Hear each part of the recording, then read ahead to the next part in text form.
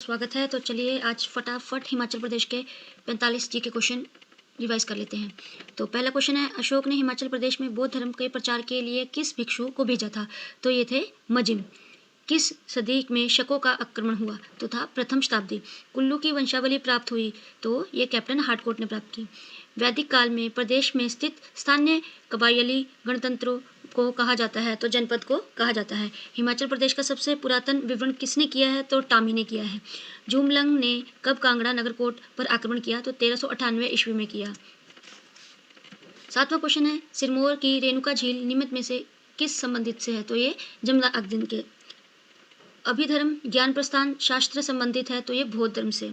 समुद्रगुप्त ने किस शताब्दी में हिमाचल प्रदेश को नवगठित राज्य का स्वामित्व दिया था? तो वो 4वीं शताब्दी में। हिमाचल प्रदेश में हर्ष के पूर्वजों का वर्णन किसमें मिलता है? तो वेनसांग में।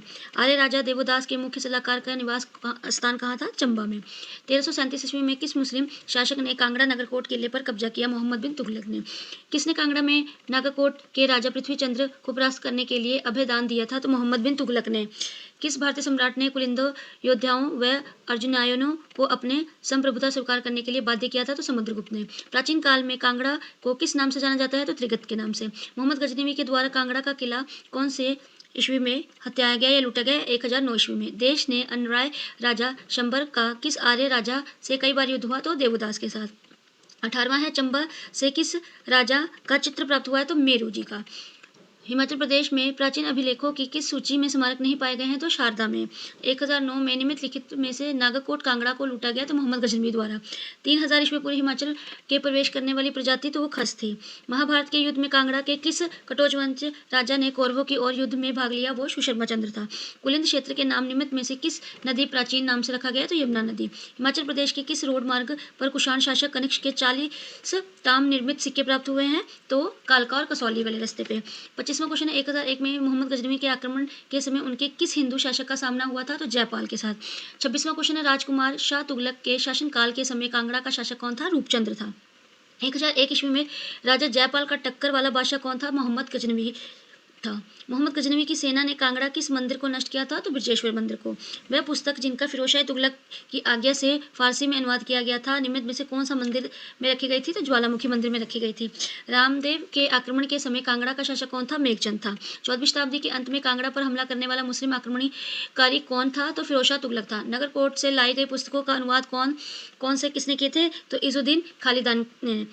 औदुंबर शासकों के सिक्कों पर कौन सी आकृति पाएगी? तो त्रिशूल की। हिमाचल प्रदेश में हर्ष के पूर्वजों का वर्णन किसे मिलता है? तो वेनसांग से। कुल्लू से प्राप्त सिक्कों पर किस राजा का नाम अंकित था? त्रियास का।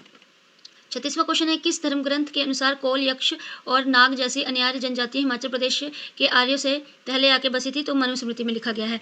किस जिले के निवासी शिव भक्त थे? तो औदुंबर के। नगरकोट के राजा से संधि के पश्चात फिरोज शाह कहाँ गया था? तो ज्वालामुखी मंदिर में गया था। हिमाचल प्रदेश के सबसे प्राचीन निवासी कौन से हैं? तो कोल है। प्राग वैदकाल में शिवालिक श्रेणी के मूल निवासी दस्यु थे। त्रिगत 2 चित्रों में बटा हुआ था, एक त्रिगत और दूसरा जलंधर। तैमूर के आक्रमण के समय हिंडूर नालागढ़ का शासक कौन था? तो आलमचंद था।